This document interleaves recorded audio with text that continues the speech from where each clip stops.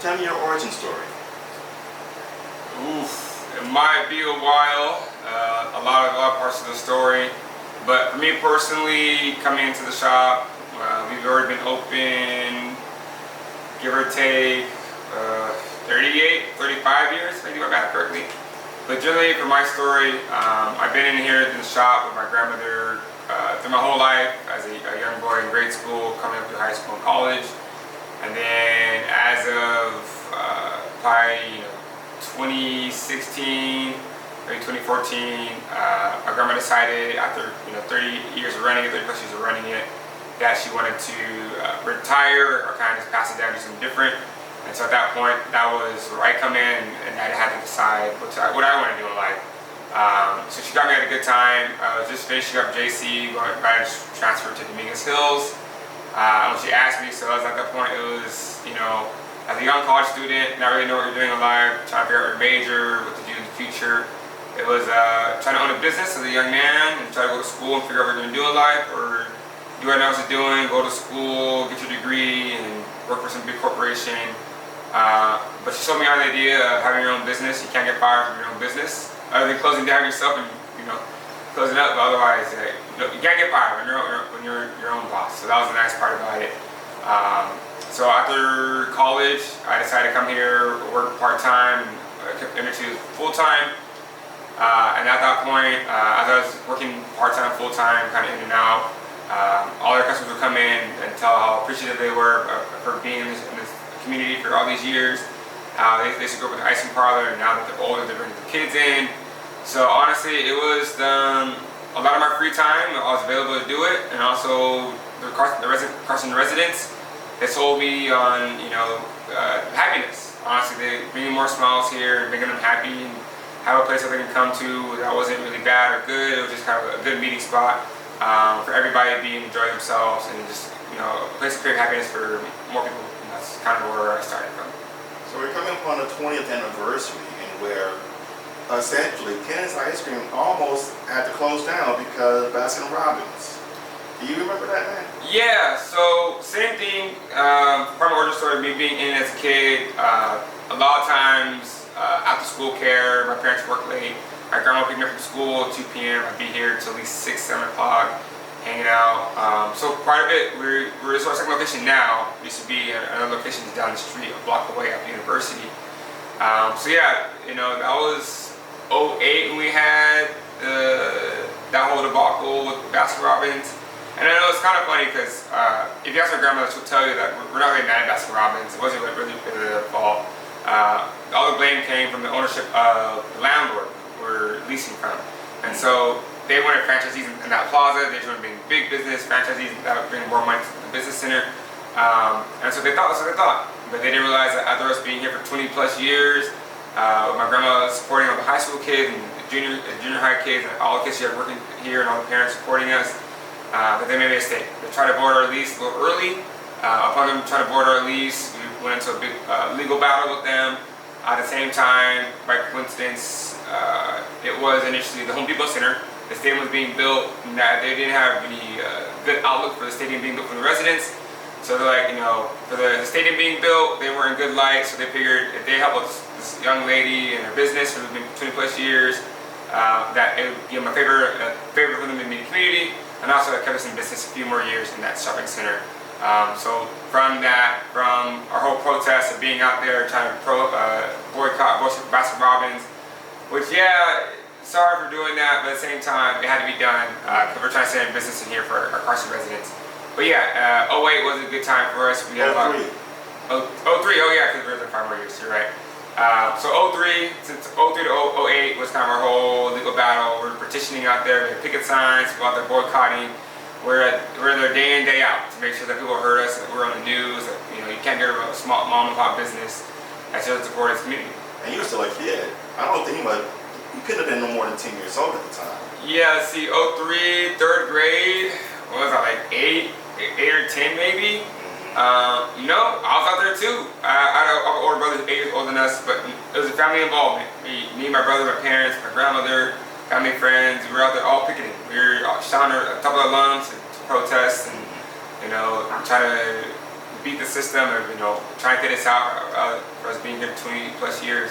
But no, even as a kid, they had me out there picketing, holding a sign up all day. I was tired, but I was out there screaming my lungs out because for the love of my grandmother, the love for the shop, we had to make sure that she stayed in the community. Right, right. And matter of fact, Ken's Ice Cream is named after your father. What made your grandmother name it after your father? Yeah, so she was just proud of her son. He's a banding alumni. At that point, part of the track team. They're a really good track team. He was one of the track stars back in the day. And so she was really proud of her son, that what he was doing. And I guess simple terms is she thought Ken sounded better than Wanda. So really, her being proud of her son, and just for the way it flows and say things, Ken sounds better than Wanda's ice cream, kind of a mouthful. But Ken's ice cream has a nice ring to it, and it's kind of paying homage to her son. Is he like the only child, or? Yeah, for the most part. I do have my uncle. He's a long-time family friend, so she calls him her son as well. But primarily, yes, my dad is an only child. Okay, okay. Now, tell me about the ice cream here. What do you have to offer, for people who are connoisseurs of ice cream? Yeah, so for kids' ice cream, we actually have good ice cream. Right now, we don't make our ice cream yet. We like to be homemade. But part of how we started out was we were 50 ice cream. They came in and gave us freezers and ice creams. We were primarily all doing 50 ice cream. And then from there, we kind of branched out doing different brands. So Carnation turned into Poles. But really, our pride and joy is our grandma's service. You come here, you feel at home. She's going to tell you right, tell you wrong. No matter how she tells you, you're going to feel good coming out of that conversation. And so really, our pride and joy is our service. Good ice cream always helps out, but it's primarily our service.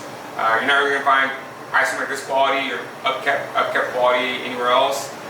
So good ice cream, good service, good old big old scoops. You get a ton of ice cream for a little bit of money. So that's what we love to do. Make sure that you the most bang for your buck. Because it's hard when you have a family of 4 or a big family. You're trying to provide ice cream for everybody. It kind of gets expensive. But primarily, I said good service, good ice cream, and banana splits. You're not gonna find a banana split anywhere else except for your kids' ice cream. So kind of all-encompassing. Primarily my grandma's spirit is what we kind of offer. And now that I've been taking over now, so same spirit, we try to give it the same feel of Ken's ice cream as she did, but a little more modern touch to it. I'm a little younger than she was when she first started off, but same service. Anywhere you're gonna go, you're gonna feel like you're at home. My advice right now is not where it should be.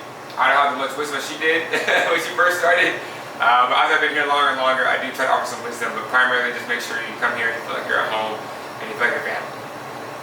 Now, your grandma's originally from Texas, Midland, Texas, correct? Correct, she is from Midland, Texas, yes. She came out here, was this her only business venture? Yeah, so she came out here to be a legal secretary, initially being a typist. That didn't really pan out for her too well. So at that point, she kind of took care of my father. Ken until about high school. After being a stay-at-home mom, luckily she was blessed enough to be home with my father and take care of him and raise him to where he should be. After he got to high school, she realized that she wanted to be at home anymore. She got tired of being home and she had a loving, supporting husband. And they both love ice cream. And so since he was in high school, they decided to do something in Carson. So kind of like a little background between how Ken's Ice Cream started. Initially, it was supposed to be an arcade. Like we don't realize that we were supposed to be an arcade initially. We had the permit and everything, plans for it. The city was like, you know what? An arcade sounds great, but we don't want all these kids being truant and sitting in class for an arcade. And so, even with the permits, they're like, you can't do it. You can't do arcade here. So we had to do a little segue. So back to my grandparents being really good ice cream fanatics. They decided, what's in Carson that we can do other than arcade, and that happened to be ice cream. Do you know the story behind their fanaticism regarding ice cream? I think everyone has the same fanaticism. Just people like good old ice cream.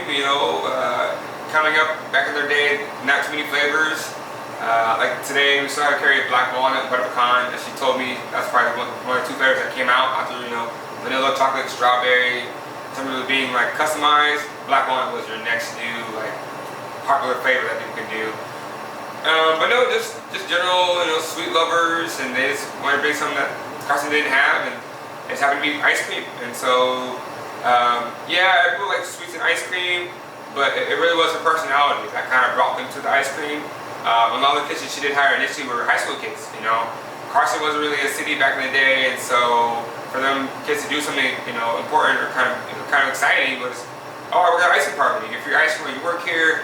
But her personality, her methods of teaching, her morals and values is kind of what brought everyone in to enjoy the ice cream, and so that's kind of what it is. Yeah, we have good ice cream, but primarily it was her personality that kept bringing everyone coming back to that. So generations of kids know her. Yes. Basically grew up in her tutelage.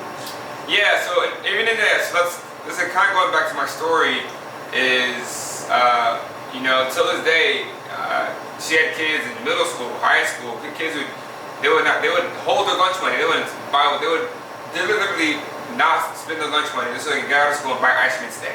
A lot of kids got in trouble for doing that, then the parents would find out that they weren't eating lunch, and instead they were just buying ice cream instead. But yeah, what sold me was a lot of these kids that knew my grandmother growing up. I actually finally grew up, went to college. Maybe they moved away for college and came back. That she was still here, same old lady that they knew and grew up with and still loved, and it was just a good experience for them. Like, oh wow, you're still here. You're the same old Kansas ice cream. You're the same good feeling that I had in my heart as a kid. Now I'm an adult, I'm still feeling that same feeling. And now that I have my own kids, I am able to experience the same feeling. And so that's what kind of sold me on that, was hearing those testimonies and saying, every time I go away, I come back and I just get so delighted. And I'm like, oh, it's great to hear that people appreciate all the hard work she's done. And so, yeah, it's kind of cool seeing all the years after 40. Now it's 43 years.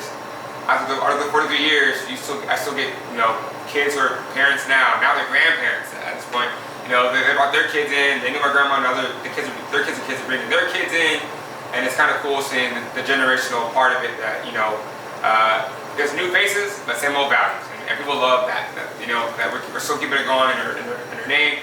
She's still living. She comes in Saturdays, but people just love that the fact that we're still here, good old ice cream, good family values. And that they can just come here, with all their troubles, they come here and feel like it's an escape from all that, and then just get And eventually everybody comes home. I can see that by looking at the wall behind you. Yeah. You got people from the Lakers teams from the 80s. You got definitely family photos, including yourself. And I see all kinds of actors and whatnot. Are there any of these pictures on the wall that are memorable for you?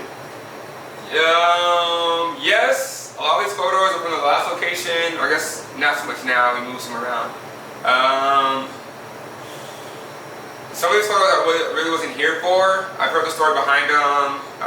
We have Pat Riley from the Lakers. She saw him at the airport randomly. Who else here? Kid and Playlist stopped by here. Tommy Davidson stopped by here. I see Fantasia up there. Yeah, Fantasia. So my grandma did a lot of traveling, so it's kind of a story that if they didn't come to the shop personally, then we probably were traveling somewhere where we met them. So Fantasia was in New York. She was traveling to New York to see Purple Color. CSI is also still on there. The cast CSI is on there. We knew a young gentleman who used to be that. He used to be a criminal investigator or science, how you would call it. He actually was on the show. He was the consultant doing the show. And he knew about Kansas ice cream, he knew about my grandmother, because Carson residents, we always hang out, small town. But yeah, he was working on the set, and he said, you know what, I know some good ice cream. You gotta get this great lady who has good ice cream, good personality. You gotta come down and meet her. And so, just with her personal connections, he brought them down. So they all signed photos for her. I guess I do have a story behind that. I guess David Caruso, they all came down here. And she told the story, and she goes, yeah, I don't like him. But he's the main guy in CSI, and she didn't like him at all. She's talking about how he's sitting in the corner trying to be all Hollywood, and he's in the corner trying to, be high and mighty. Like, oh, I'm too good for this. And she's like, we're here for the kids. Say hi to the kids. Don't be a jerk. And she goes, yeah, I took his photo down for a little bit, but I put him back up there because he's part of the whole cast. But he's telling me how the whole cast is all nice except David Caruso. She's not a fan of David Caruso. Even though she watched CSI still daily, she goes, I'm still watching it, but that man's a jerk. I don't like him very much. But I was photo on the wall, but. Yeah, I guess that's probably the most memorable story of how all CSI came on down. And we still have this photo on the wall, even though she wasn't a big fan of David Caruso because he was just being Hollywood. But he might have been busy. Who knows the story? He might have been busy or not. But for that time frame, she wasn't a big fan of it. So. Now, we talked about the past, and we talked a little bit about the present. Tell me about the future. I know you're trying to expand in order to open up a bakery next door. Yeah, so I guess I've been here full time, we'll say 2016, I guess my official date. Yeah, you know, coming into this, I'm thinking, it's been here it's been 30 plus years. You know, I can probably come into this, get rich, get famous, and be done with this, be done. Come out of college, it's like, all right, it'll be about 2 years, be done. I'll have someone else own it. I'll just be the owner off the side. 8 years later, here we are still doing it. Come to find out, it's a lot harder work. But yes, it took me quite a few years to understand how this operated and how our customers are and how to understand the value in between owning a business and taking care of your clients and your customers that come in here and support you.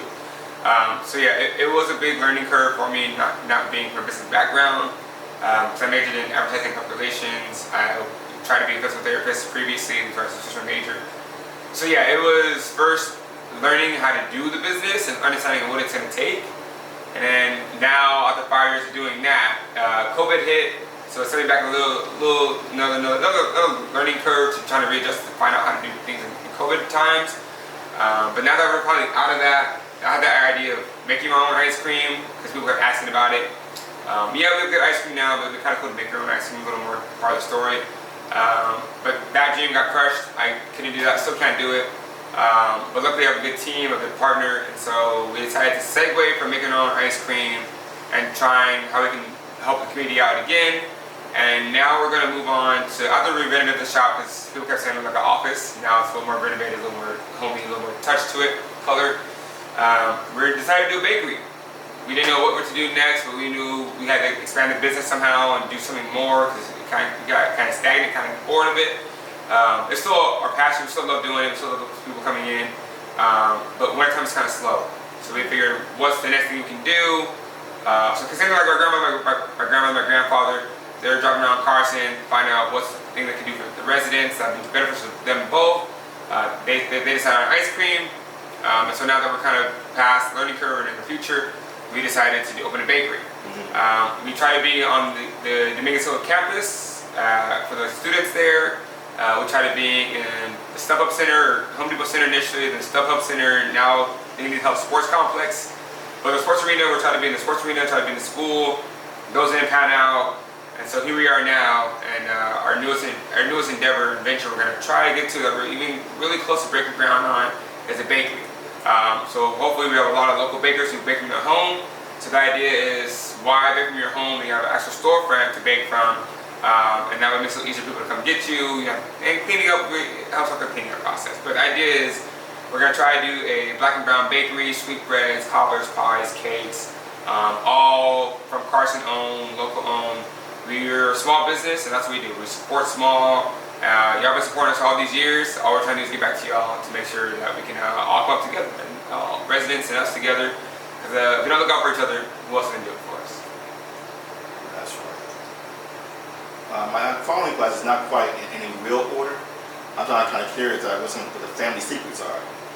Do you happen to know the history or any of the family stories regarding black butter pecan and black walnut ice cream? Ice cream history, I'm not too keen on. I can just tell you it's probably the next two flavors out of like vanilla strawberry chocolate that came probably next. Maybe because it came in terms of, we have 32 flavors. In terms of our 32 flavors, that might have been top 5 or 10, you know. Black walnut butter pecan is one of those things you're gonna find down the south, down the Midwest. That they really have all these fancy flavors.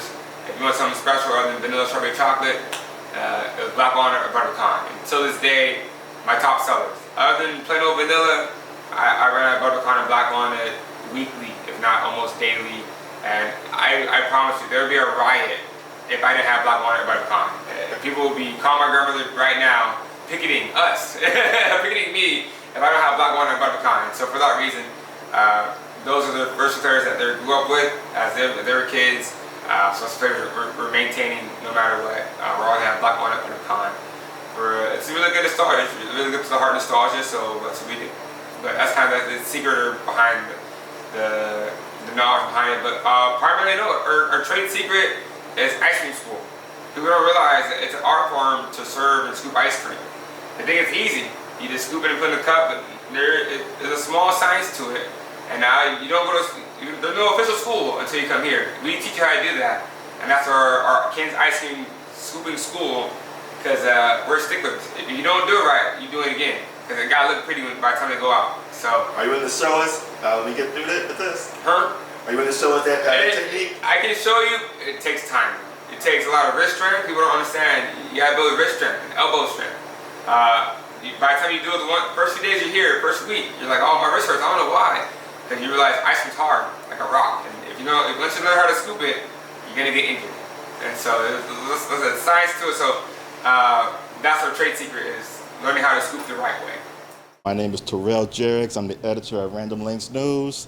I just finished interviewing Keaton Johnson, the owner, or co-owner of Ken's Ice Cream. And he's going to show us the technique, the proper technique to actually scoop some ice cream onto a cone. So we want to get this started because I am the ice cream aficionado and we're going to see how this works, all right? Yeah. First, he's going to do a cup first because cones are hard. So cup first, basics, and then we'll upgrade them to a cone soon.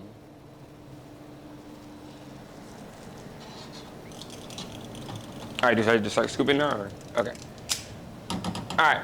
So always the key to it is, people don't understand. You have an ice cream cone, you can't just put it on top and be done with it. Okay. You need a good base. Without a good base, your ice cream's gonna fall apart. It's gonna look all skimpy. People are gonna talk bad about you. So the idea is a good base first. So normally we do a little bit more outside the cone. You're gonna put it right on top. Make sure it comes off nicely. Kind of pat it down. And then one more time. And then right on top. And that counts as one scoop? That's one scoop for a Ken's ice cream. Oh, cool. There it is. But yeah, it seems simple. But we'll see if Terrell can do it right now.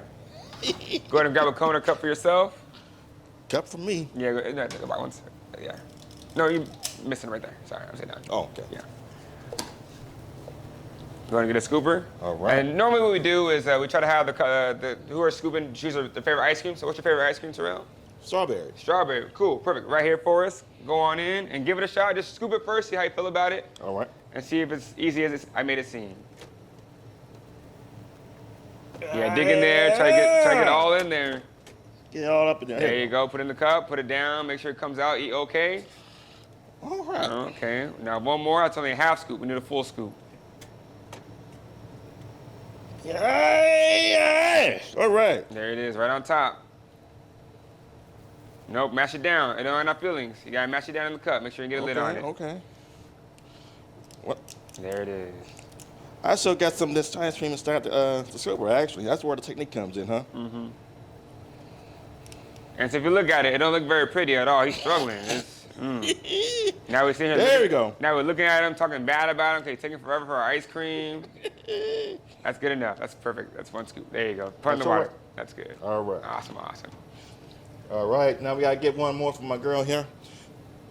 Butter pecan black walnut. There you go. The famous black walnut butter pecan that black folks can't do without. There. Here you go. All right, all right. Make sure you got. And where is it at, actually? Wait, these two right here. Okay, Yeah, cool.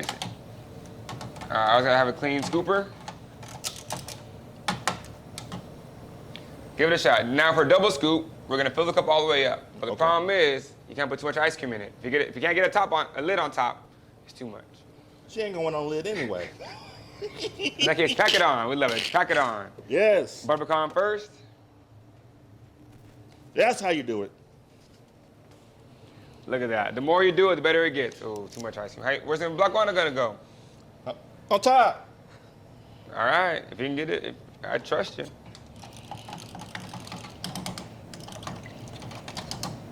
Seems like too much butter pecan, not enough black walnut, but we're gonna find out. Like I said, she don't need no lid. Yeah. There you go. Use your wrist. Yeah. Yes. Use all your muscles you got. Mash it down. All right. It has no fillings. You can't hurt ice cream. There you go. There we go. Awesome. And last but not least, we don't have no forks, no knives. We only got spoons and napkins. Absolutely. Voila. Ken's ice cream, y'all. No, you can't go home without it.